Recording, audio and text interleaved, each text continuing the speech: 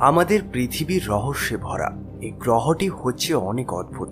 এই ছোট্ট গ্রহটিতে এমনও কিছু অদ্ভুত জিনিস ঘটতে পারে যেগুলিকে দেখে আপনার বিশ্বাস হবে না। আমাদের পৃথিবীতে এমন এমন কিছু জায়গা রয়েছে যেগুলিকে দেখে আপনি বলবেন যে এই জায়গাগুলি হয়তো পৃথিবীর নয়, কিন্তু আসলে সেগুলি পৃথিবীতেই রয়েছে। হয়তো আমার আপনার মতো সাধারণ মানুষ সেগুলিকে কোনোদিন দেখেনি এর আগে। রহস্য জগতের আজকের ভিডিওতে আপনাদের এমন কিছু অসম্ভব লাগে জায়গার ব্যাপারে বলতে চলেছি। তাহলে চলুন না কোনো দেরি করে শুরু করা যাক আজকের video. Haukadalur valley, Iceland. এই কথাটি শুনে আপনি হয়তো অবাক হবেন না যে আইসল্যান্ড হচ্ছে পৃথিবীর সবচেয়ে সুন্দর জায়গাগুলির মধ্যে একটি।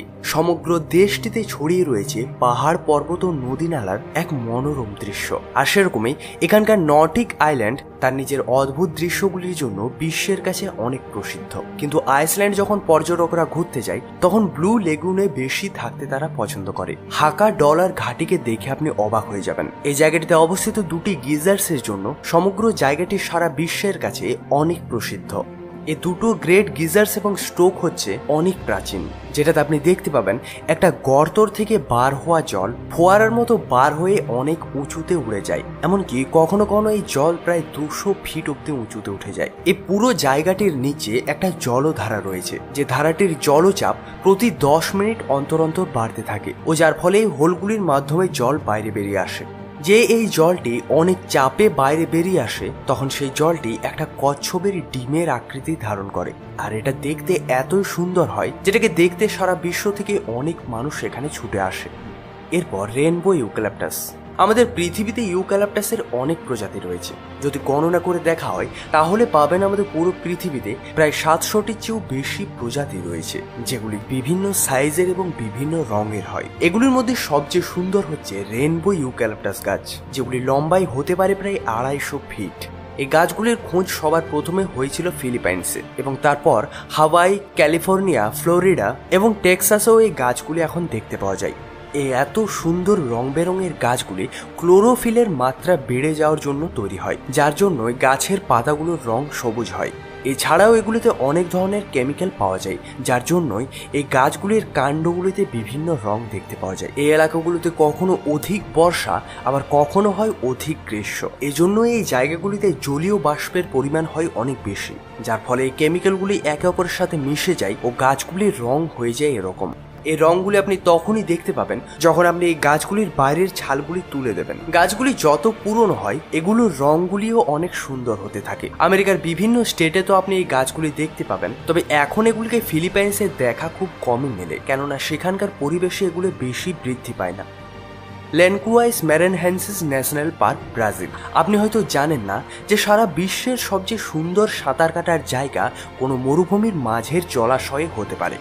ব্রাজিলে অবস্থিত এই ন্যাশনাল পার্কে কিছু এরকমই একটা দৃশ্য দেখতে পাওয়া যায়। এই দৃশ্যটি পৃথিবীতে অবস্থিত সবচেয়ে সুন্দর দৃশ্যগুলির মধ্যে একটি। এই ন্যাশনাল পার্কে অবস্থিত জানুয়ারি মাস থেকে জুন মাস পর্যন্ত এই ছোট ছোট ঝিলগুলিতে জল জন্মায় ও এগুলো দেখতে লাগে একেবারে লেগুনের মতো। এই অসম্ভব দেখতে থাকা জলাশয়গুলি লম্বায় হতে পারে প্রায় 300 ফিটের মতো ও গভীরতায় হয়ে যায় প্রায় 10 ফিট। যখন এগুলোর ওপর সূর্যের আলো পড়ে তখন এগুলোকে দেখার সুখ একটা আলাদাই হয়। এগুলোকে দেখার জন্য শুধুমাত্র ব্রাজিল থেকেই নয় বরং সারা বিশ্ব থেকে মানুষ ছুটে আসে। কিন্তু জুন মাসের পর যখন এগুলো শুকিয়ে যায় তখন বছরের শেষ দিকটা এই জায়গাটি হয় পুরোপুরি শুষ্ক জায়গা, আর সেজন্যই এখানে তখন আর কেউ আসে না। পেনিটেন্স অ্যান্ডিজ মাউন্টেন রেঞ্জ। যখন আমরা জঙ্গলের কথা চিন্তা করি তখন বড় বড় গাছ, পাখির আওয়াজ ও বিভিন্ন জীবজন্তু আমাদের মাথায় আসে, কিন্তু এগুলো ছাড়াও প্রকৃতিতে এমনও কিছু সুন্দর জিনিস রয়েছে যেগুলোকে যখন আমরা প্রথমবার দেখি আমরা আশ্চর্য হয়ে যাই। আমাদের পৃথিবীতে সব জঙ্গলই তো গাছ দিয়ে ঢাকা থাকে, তবে এমনও একটা জঙ্গল রয়েছে যেখানে শুধু বরফের স্পাইকস দেখতে পাবেন, যেগুলো সোজা ওপরের দিকে খাড়া হয়ে থাকে। এগুলোর মধ্যে সবচেয়ে মজার ব্যাপার হচ্ছে যে এই স্পাইকগুলো পুরোপুরি বরফ দিয়ে তৈরি। এগুলো সাধারণত আমাদের পৃথিবীতে অনেক উচ্চতম জায়গাগুলিতে দেখতে পাওয়া যায়। লম্বা এগুলো প্রায় 16 ফিট অব্দি হতে পারে এবং সূর্য যেদিকে থাকে সেই স্পাইকগুলোর মুখগুলিও সেদিকেই ঘুরতে থাকে। এগুলোর ব্যাপারে বিজ্ঞানীদের খাতায় বিজ্ঞানীরা এগুলোকে প্রথমবার সাল 1800-তে খুঁজেছিল। এমনকি চার্লস ডারউইনও এগুলোর খোঁজ করেছিল। যখন তিনি আন্দিজ পর্বতমালার ড্রাই আন্দিজের মধ্য দিয়ে পার হয়ে যাচ্ছিলেন তখন তিনি এগুলোকে প্রথমবারের জন্য দেখেছিলেন। Glow worm cape New Zealand. আমাদের পৃথিবীতে যত সুন্দর দেশ রয়েছে সেগুলোর মধ্যে নিউজিল্যান্ডকেও গোনা হয়। এখানকার নর্থ আইল্যান্ডে অনেকগুলি ছোট ছোট পুরনো গুহা রয়েছে। যখন আপনি গুহাগুলির গভীরতায় যান তখন আপনি যা কিছুই দেখতে পান সেগুলো কোনো জাদুর থেকে কম মনে হয় না। আসলে এগুলি আলাদা কিছু নয়, বরং এগুলো হচ্ছে এক ধরনের পোকা। এই গুহাগুলি গ্লো ওয়ার্ম নামক একটা পোকার প্রজাতির ঘর। যেমন কি নামে বুঝতে পারা যায় এই পোকাগুলি থেকে আলো নির্গত হয় ও এগুলি নিজেদের আলোর মাধ্যমে গুহার ছাদগুলিতে এক অনেক সুন্দর দৃশ্য তৈরি করে। এই পোকাগুলির থেকে সবুজ এবং নীল রং বার হয় ও এদের শরীর থেকে নির্গত লোমগুলি দিয়ে একটা জালের দেওয়াল তৈরি করে। এই জায়গাগুলি এতই সুন্দর যে এগুলিকে আপনার দু চোখ দিয়ে যদি দেখেন হয়তো আপনি বিশ্বাসও করতে পারবেন না। আর এটাই কারণ যে এই জায়গাগুলি পর্যটকদের জন্য অনেক পছন্দের জায়গা। নিউজিল্যান্ডের স্থানীয় মাউরি মানুষগুলো পর্যটকগুলোকে এই গুহাগুলিতে নিয়ে আসে এবং তারা এই সুন্দর দৃশ্যটি দেখে অবাক হয়ে যায়। The web, Arizona. রহস্য জগতের আজকের ভিডিও দ্বারা দেখানো এই জায়গাগুলিতে যে কোনো মানুষ সহজেই যেতে পারবে, তবে শর্ত তার সাথে একজন ভালো গাইড থাকুক এবং তিনি যেন ভালোভাবে প্রস্তুতি নিয়ে থাকে। তবে এখন যে জায়গাটির ব্যাপারে আপনাদের বলতে চলেছি সেই জায়গাটিতে যাওয়ার জন্য আপনাদের একটা বিশেষ ধরনের পারমিশন নিতে হবে। এমনকি এই জায়গাটিতে প্রতিদিন শুধুমাত্র 20 জন মানুষের যাওয়ার পারমিশন পাওয়া যায়। আমরা যে জায়গাটির ব্যাপারে বলছি জায়গাটিকে ওয়েব নামে জানা হয় আর এটি রয়েছে অ্যারিজোনাতে।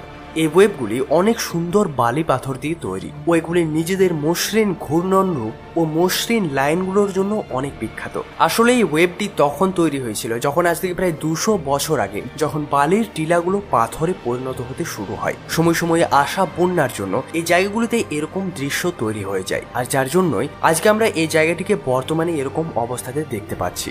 পৃথিবীতে যত সুরক্ষিত জায়গাগুলি রয়েছে সেগুলির মধ্যে এটাও হচ্ছে অনেক সুরক্ষিত জায়গা। তবে হ্যাঁ, এই ওয়েবসটি হচ্ছে অনেক ভয়ঙ্কর, কেননা যে কোনো মানুষ এখানে সহজেই হারিয়ে যেতে পারে।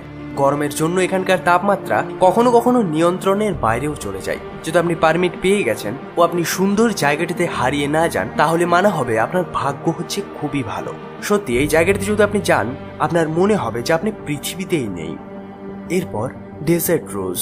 যদি আপনি কোনোদিন মরুভূমির মাঝে আসল গোলাপের খোঁজ করেন তাহলে হয়তো আপনার এই জীবনে কোনোদিনই পাবেন না, কিন্তু আপনি যদি একটু মেহনত করেন তাহলে আমি আপনাদের গ্যারান্টি দিচ্ছি যে আপনারা গোলাপের চেয়েও অনেক বেশি সুন্দর জিনিস দেখতে পেতে পারেন। আপনি হয়তো এটা জেনে অবাক হবেন যে মরুভূমির গোলাপ আসলে কোনো ফুল নয়, বরং এটি জল এবং হাওয়ার মাধ্যমে বিভিন্ন প্রকারের মিনারেল মাটির সাথে মিশে তৈরি হয়। যখন এগুলির ভেতর থেকে জল শুকিয়ে যায় তখন এগুলো পাথরের বিভিন্ন খণ্ডে বিভক্ত হয়ে যায়, যেগুলি হয় আলাদা আলাদা আকৃতির। এগুলোর মধ্যে হয় কিছু গোল, কিছু সমতল, আবার কিছু একটু বেশি চড়া। এগুলো দেখতে লাগে একেবারে সুন্দর একটা গোলাপের মতো। বেশিরভাগ ডেজার্ট রোজ তো 1/2 ইঞ্চি থেকে শুরু করে 4 ইঞ্চি অব্দি বড় হতে পারে, কিন্তু কিছু কিছু এলাকায় এগুলো অনেক বেশি বড় হয়ে যায়, যেগুলো প্রায় 40 ইঞ্চিও লম্বা হতে পারে।